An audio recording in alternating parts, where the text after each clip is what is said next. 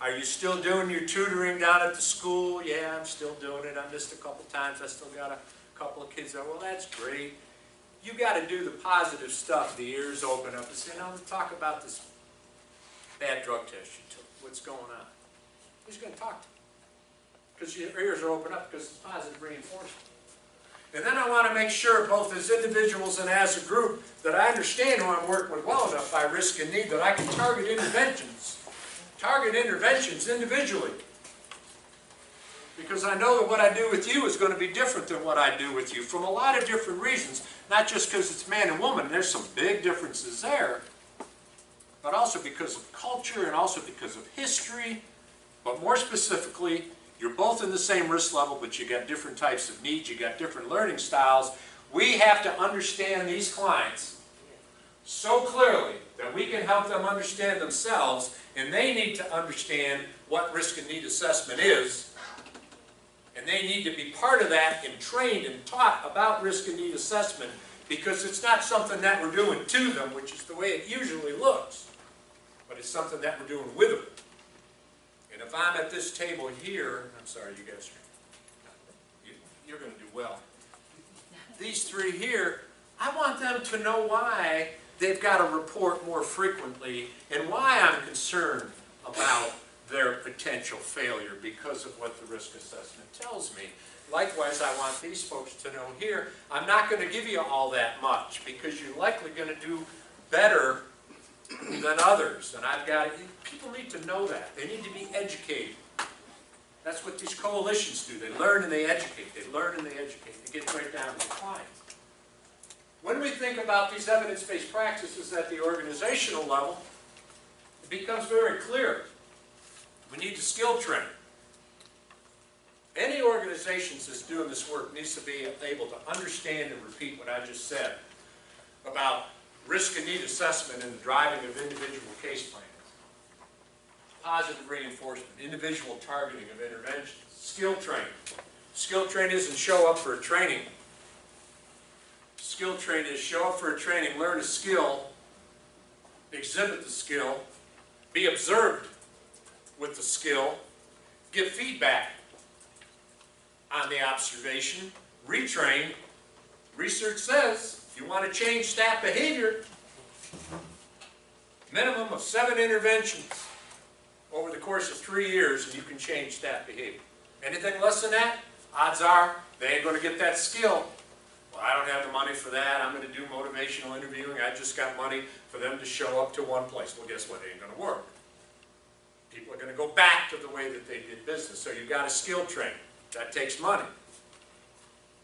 That's one of the reasons we form coalitions and we form implementation steering teams and we form associations and we adopt a framework and a model and we are resolute in each of our communities and in the state as a whole. This is what we do. This is what we need. And we can prove that we're reducing individual criminality and the savings that we produce need to come back our way. That's our third objective. Save money, get money, and spend it the way we need to spend it on resources. So, as a community, we can intervene organizationally with what are we going to do with a group of high risk, higher need, moderate risk, moderate need, lower risk, higher need. How are we going to design our interventions to be able to hit these groups with priorities, with not the deepest package of service available, but how are we going to take advantage of the money that's going to be coming our way organizationally to explain how we're going to target our interventions for the entire community.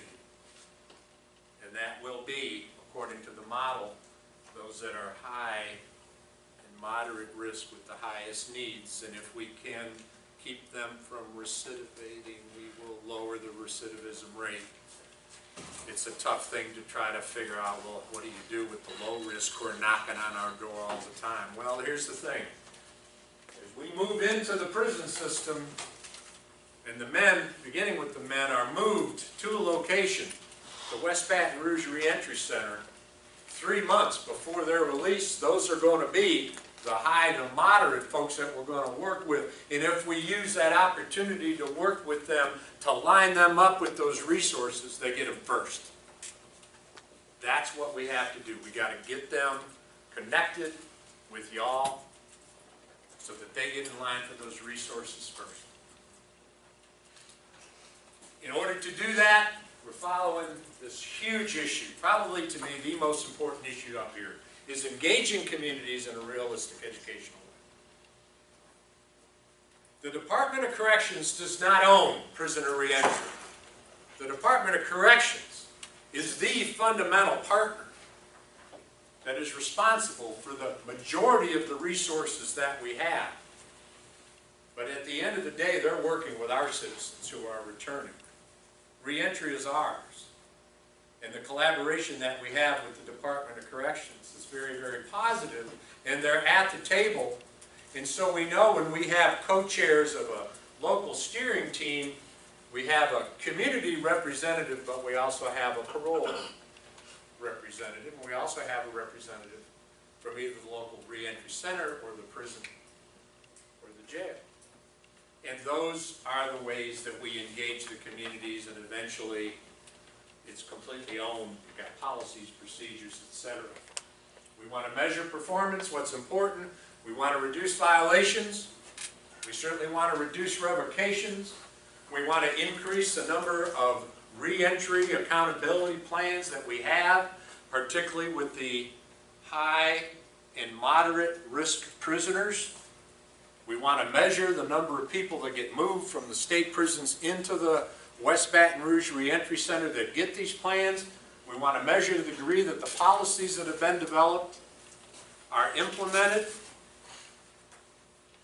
If you can count it, and it's important, you got to count it and then report it. You have to measure performance, and then everyone has to be clear about it. And we all are working in the same direction. We're all in the same boat. All rowing the same way. And I can tell you without any hesitation whatsoever, the Department of Corrections, I mentioned the governor, the Department of Corrections Secretary Jimmy LeBlanc, Red Covington, the head of parole Pete Freeman, head of prisons Seth Smith. These folks have been working with us on this model for 2.5 years. They're all in. Notwithstanding the difficulty they have to take this battleship-sized agency called the Department of Corrections and slowly, surely kind of move it and turn it. But they're all in. I do not have an example of a state that has bought into it more critically than what the state of Louisiana has done. In fact, when I go to other states and train, I'm in Delaware, Arizona, recently was in Georgia, Alaska, a couple other places. I talked about Louisiana. I show them the materials that we've developed here because you've gone the furthest of any state to organize your system. So good for the state. Any questions or comments about these evidence-based practices? This is the fundamental stuff. Make sense to everybody? Questions or comments? Yes, sir. So under the organizational EVPs, measure performance, you rattled off a litany of indicators. At what point do you become clear on what those are? I think we're clear now. The question becomes, how do we implement that here, and who do we implement it with? So good question. What we're doing to implement the LAPRI is we're doing it with a small group of people in each of the parishes to begin with, to kick the tire. Probably 20 or less prisoners who will be identified prior to getting moved to the West Baton Rouge Reentry Center, and it was those 20 or fewer where we'll begin the process. By the time we get to that, which will be in 2018, we're already able to communicate what's important. I'm going to share with you a policy document that lays some of that out. But we're going to be measuring that performance with those 20. we're going to be able to compare the 20 that were released to East Baton Rouge to the 20 that were released to St. Tammany and Orleans and Caddo, so we can do some cross-parish comparisons of those major indicators. Fewer violations, more restitution, less crime, fewer returns to prison. That's a lot of what we look at. I've got ample documentation. In fact, what will result from this session is your ability to access these documents so you can see all the detail. See all this stuff I've got up here? If I were to hand all this stuff out, you'd say, oh man, this is crazy. This guy just gave me a stack this big. But we'll have all that accessible, which includes those details on that. And we'll be able then to know the degree to which a community can handle 20